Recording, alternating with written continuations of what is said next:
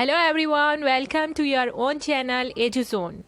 Friends, आज की इस वीडियो में मैं आपको कुछ ऐसे सेंटेंसेस बताने वाली हूँ जिसे आप डेली यूज़ कर सकते हैं। और अगर आपको इंग्लिश ग्रामर थोड़ा आपका वीक भी है तब भी आप इंग्लिश बोल सकते हैं इन सेंटेंसेस के हेल्प से। तो चलिए देखते हैं वो सेंटेंसेस कौन से हैं। पहला सेंटेंस है पैर मत घसीटो। उसे इंग्लिश में कहते हैं don't drag your feet. Don't drag your feet. जैसे अगर कोई बच्चा पैर घसीट कर चढ़ रहा है तो आप उस वक्त उसे ये कह सकते हैं डोंट ड्रैग योर फीट। और सेकेंड सेंटेंस है I wanted her to win. I wanted her to win. इसका मतलब होता है मैं चाहता था कि वो जीत जाए। अगर आप किसी टॉपिक पर बात कर रहे हैं, किसी के बारे में बात कर रहे हैं और आप कह रहे हैं कि मैं यही चाहता था कि वो जीत जाए, तब आप उसे इंग्लिश में ऐसे कह सकते हैं I wanted her to win. उसके बाद का सेंटेंस हम देखेंगे। जैसे अगर आपको कहना है कि कोई आपको नज़रअंदाज कर रहा है तो आप इसे इंग्लिश में कैसे कहेंगे? She is ignoring me. She is ignoring मी यानी वो मुझे नज़रअंदाज कर रही है। तो इस तरह के सेंटेंसेस आप बोल सकते हैं।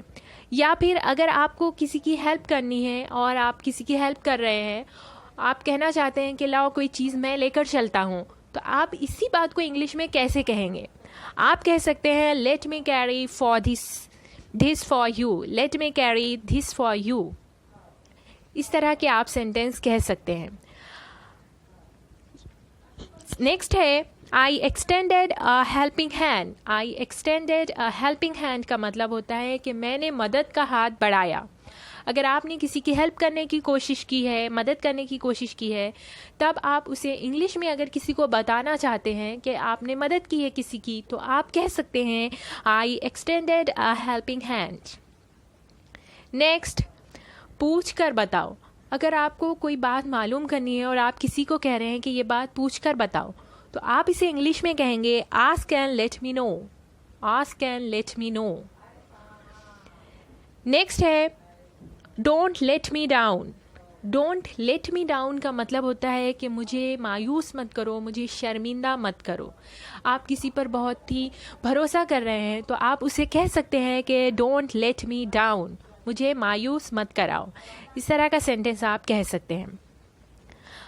अगर आपको किसी से कोई काम कराना है कि प्लीज़ मेरा काम करवा दो, ऐसा आपको कहना है, तो आप इस सेंटेंस को इंग्लिश में कैसे कहेंगे? आप कहेंगे please get this work done. Please get this work done. अगर आप कहना है कि आप बैठे हुए हैं और किसी ने आपका मूड ख़राब कर दिया, आपका जो प्रोग्राम था वो बर्बाद कर दिया, तो आप उस वक्त कह सकते हैं you spoiled my mood. You spoiled my mood का मतलब होता है कि तुमने मेरा मूड ख़राब कर दिया। स्पॉइल्ड का मतलब होता है कोई चीज़ ख़राब कर देना या बर्बाद कर देना, इस तरह। तो आज का हमारी वीडियो यहीं पर ख़त्म होती है। So please subscribe, like and share and press the bell icon after pressing the subscribe button. Thank you for watching and take care.